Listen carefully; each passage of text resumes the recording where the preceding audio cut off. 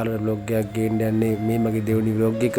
ඉතින් අද මගේ සයිට් එක තියෙන්නේ එලිෆන්ට් හවුස් එක අවිස්සාවේල්ලේ. ඉතින් බලමු මේක කොහොමද කරන්න කියලා. ඉතින් මම හිතනවා මේකත් ඔයාලට ලස්සන vlog එකක් වෙයි කියලා.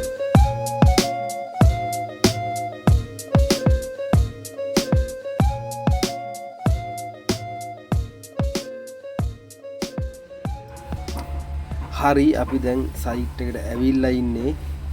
ඉතින් තාම කොන්ක්‍රීට් නම් ඇවිල්ලා නැහැ.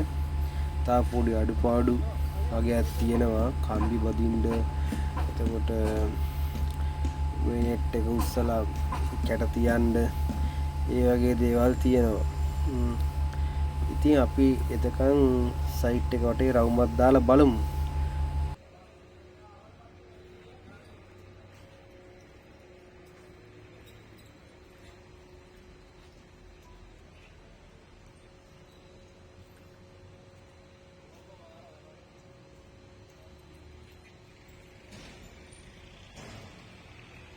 කොන්ක්‍රීට් ට්‍රක් 5ක් ඇවිල්ලා තියෙන්නේ.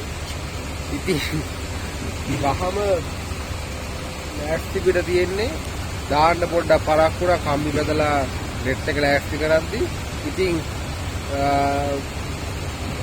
දැන් තමයි කොන්ක්‍රීට් එක දාන්න පටන් ගත්තේ. ගොඩක්ම ප්‍රශ්නේ උනේ ගැස්සා. හරියට වහිනවා.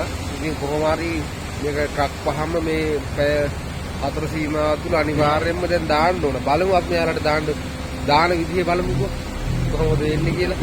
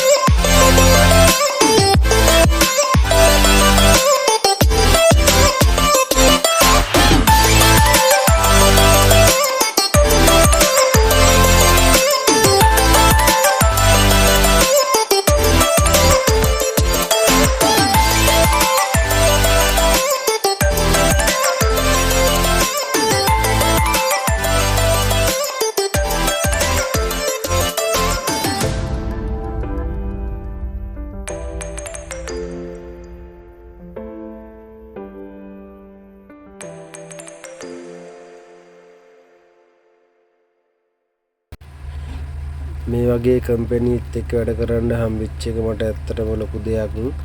මේක අද ඊයේ පටන් ගත්ත දෙයක් නෙමේ. දැන් අවුරුදු 6කට විතර කලින් ඉඳන් මම තනියෙන් පටන් ගත්ත දෙයක්. මම ඒ කාලේ ඉඳලා මම ඊට කලින් වැඩ කරපු කට්ටිය ඉන්නවා. ඉතින් එයාලා ගා වැඩ කරද්දි මම ආසාවට වීඩියෝ කරා. එයා බිස්නස් ගැන හිතාගෙන නෙමෙයි දැම්මේ. ඉතින් හැම ඉද්දි හැමෝම ඒ ගැන මගෙන් අහන්න ගත්තා, මෙසේජ් කරන්න ගත්තා. ඉතින් මම ඊට පස්සේ සබ් කොන්ට්‍රැක්ට් කරගන්න පටන් ගත්තා. ඉතින් ඔහොම ඉන්නකොට මම අරගෙන තනියම ඊට පස්සේ කරන්න පටන් ගත්තා. ඉතින් මං අද ඉන්න තැන ගැන මට ඇත්තටම සතුටුයි. ඉතින් මේ වගේ දේවල් ඉතින් හැමෝටම උනත් තමන් කරන රස්සාව හරියට කරොත් එහෙම කාටවත් වරදින්නේ නැහැ. ඉතින් අපි දන්න දේ, අපි කරන දේ, අපේ වෘත්තිය Facebook එකට දාන එක ගැන ලැජ්ජ වෙන්න දෙයක් නැහැ. ඉතින් තමන්ගේ වෘත්තිය ඒ විදිහට තත්ත්වයට හදාගෙන කරන වැඩේ හරියටම ඉගෙනගෙන Facebook භාවිතයෙන්, YouTube භාවිතයෙන්, TikTok භාවිතයෙන්, ඒ වගේ සෝෂල් මීඩියා භාවිතයෙන් තමන්ගේ ජීවිතය උසස් කරගන්න පුළුවන්. ඒක ඉතින් කට්ටක් කන්න ඕන. ඉතින් මම කියන්නේ ඔයාලත් ඉතින් මේ වගේ වීඩියෝ කරලා පෝස්ට් හදලා Facebook එක වගින් තමන්ගේ ජීවිතය ගොඩ ගන්න උත්සාහ කරන්න.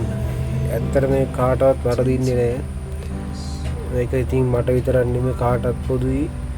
තමන්ගේ දේ පුළුවන් තරම් ප්‍රමෝට් කරගෙන තමන්ගේ බිස්නස් එක තමන්ම හදාගන්න.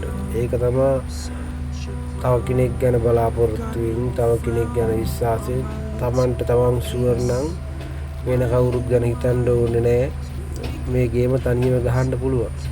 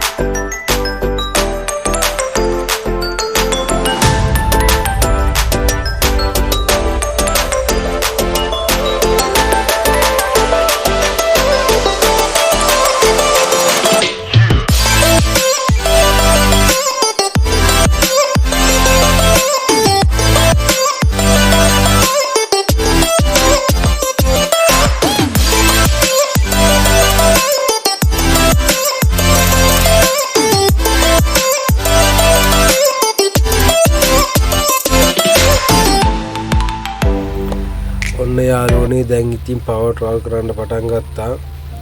ඉතින් මගේ පළවෙනි වීඩියෝ එකේ වගේ තියෙනවා කොහොමද පවර් ට්‍රවල් කරගන්නේ කියලා. ඉතින් මම හිතන්නේ ඒක ආයෙ ගොඩක් ලොකුවට මේකේ කියන්න ඕන කියලා. ඔයාලට ඒ පිළිබඳව දැනගන්න මගේ කලින් වීඩියෝ එක බලන්න. ඒකේ හැමදේම විස්තරාත්මකව කියලා තියෙනවා.